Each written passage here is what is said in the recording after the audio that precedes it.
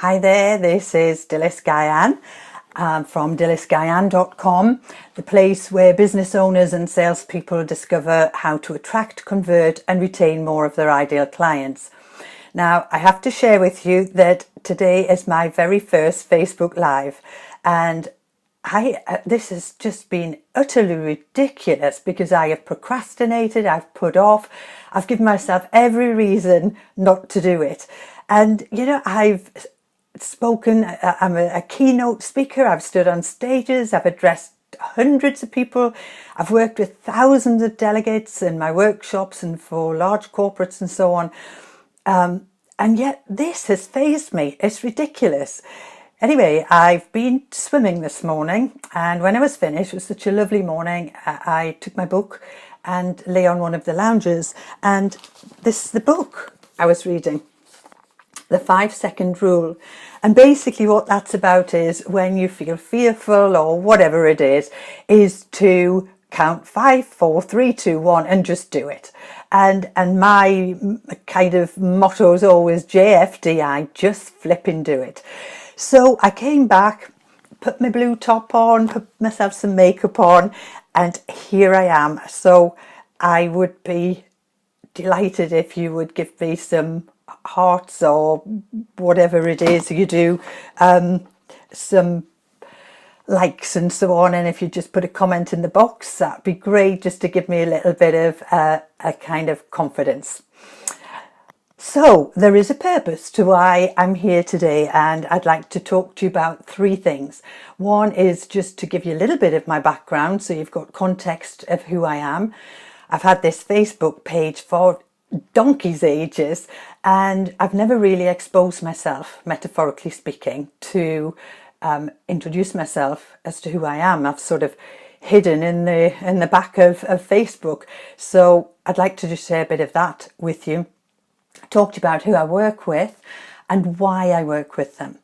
And this why is so important to help you to overcome procrastination, that self-doubt, and really to give you a belief in what you do. So when you're talking to prospective clients and clients, that enthusiasm and that commitment comes over.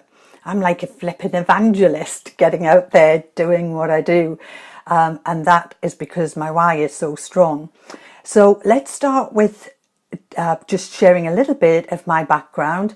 My name is Dylis Guyan, no Welsh, no French connection. I'm actually from a little village in the northeast of England, and I've lived in Oxford for 30 years. As you can tell by this cultivated Oxfordshire accent, not. And so if you cut me in two, I've got sales and marketing running through me like a stick of rock. It's just what I have always done. Now I think I'm supposed to press something here, but maybe not, to get comments. I'm going to have to learn really how to do this. I did watch a video on YouTube, and I see I've got a couple of people watching. So if you could give me some hearts or some likes or whatever else is there, or comment in the box, that would be really great. I would feel like I've got some friends here with me today. And if you are watching the recording, I would really be grateful for some feedback or, some hearts and likes and so on. So anyway, going back to what I do, I work with business owners and salespeople who sell to bigger businesses or want to. And I show them the steps to be able to attract, convert and retain more of their ideal clients. Now, I used to work with the big international corporates, so I've worked around the world working with sales teams. But a couple of years ago, I was shattered with the travelling, because I think I'm 27, but clearly I'm not 27. And I decided to change my business model and bring my skills to the SME market. So smaller businesses who don't have sales and marketing departments and training departments to help them.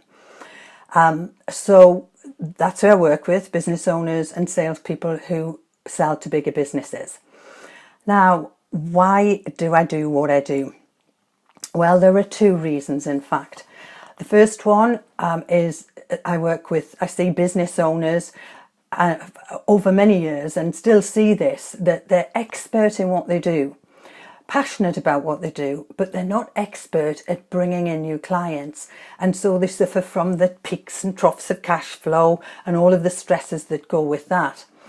And this is just like my father. When I was 16, in fact, he had his own business. He was brilliant at what he did, but he wasn't brilliant at bringing in enough clients. And he suffered the peaks and troughs of cash flow, and unfortunately went bankrupt, like many businesses do, in fact, because 80% will go bankrupt in the first 5 years of business, purely down to cash flow problems. So when my father went bankrupt, the stress that this put on him was enormous, and it wasn't really until years later I recognised the stress that he must have gone through. But we had the official receivers in, and he lost his business, his vehicles, his house and his family, because my mother and the children went off to the council house, and his behaviour had just got out of hand, and so we had to leave without him. And I've told this story many, many times, and still it grabs me, because it brings back all of those feelings of all of those years ago. Anyway, he was in my grandfather's garden shed for a week, and then he went to a caravan for 3 years, and eventually got back to my mother, and he died in bed next to it at the age of 52. Now, how tragic is that? And I remember him clearly saying, if only I could turn the clock back. If only. And he didn't talk about attracting and converting clients. He used to say, if only I could have got more people through the door. And so that's one reason why I do what I do, because if I can prevent one business owner from going through that stress, then I will have done a good job. The second reason is I work with salespeople, as I mentioned, and I see these people join a company. They get about this much product training, they get this much sales training, and about that much prospecting training. They're given a target, and the manager puts pressure on for them to achieve it, and very often they don't achieve it because they haven't been given the training to be able to carry out their job efficiently and effectively. And so the pressure's put on, they become frustrated, they feel a failure, the negative chatter starts, and they get into this negative cycle of blame very often, and so they leave. But because they're a salesperson, they join another company and they go through rinse and repeat. So it seems to be a never-ending circle that I keep saying over and over again. And so I'm like a flipping evangelist out there, showing people, the business owners and the salespeople, the steps. And these steps are not hard, but the problem is people don't know what they don't know. And so that is why I do what I do. So in the comments below, please tell me what it is you do, or why you do what you do. And it might not be the same as me. It might not be about your clients.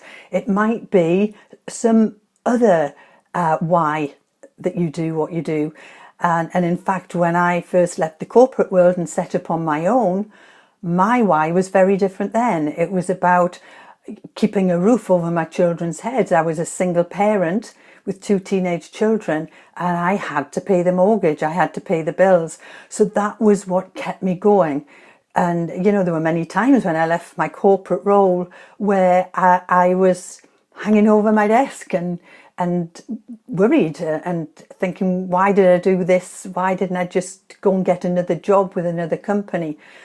But it spurred me on to pick up that phone and to make contacts. And, you know, I did earn the money in that first year to keep a roof over my children's heads and pay all of the bills and so on. So please think about your why, be very clear about it. And as I said, it will give you the passion, it will give you the belief, it will help you to overcome your obstacles, overcome that negative chatter, sometimes that self-doubt. So, you know, when you have this belief, it just really does help you move forward. And the last thing I'd really like to share with you, and this is number 4 actually, is if you want to be inspired more, please go over to my group on Facebook, Inspired Selling. And I call this Inspired Selling for these reasons. One is I want to inspire you to get out there and give more people the opportunity to benefit from your product or service. More people to say, yes, I'm really interested, or no, not right now. And it doesn't mean no forever, it just means no, not right now. So I want to inspire you that way. The second bit of inspiration I want to give you is for you to be able to inspire your clients to take action on their vision, to achieve their vision by using your product or service. So that's over at Inspired Selling on Facebook. I'd love to see you there. It's a place where you can collaborate, you can share you with like-minded people, you can post your wins, you can ask for help. And a lovely mentor of mine a long time ago talked about a rising tide lifts all boats. And this is a new group that I have started. And again, my why for that is about inspiring and lifting you along with everyone else. So this actually hasn't been as bad as I had expected. So there's another learn. You know, all this negativity that goes on in your head, it's never as bad when you actually get on with it and just flip and do it. So until the next time, thank you very much. See you soon. Bye.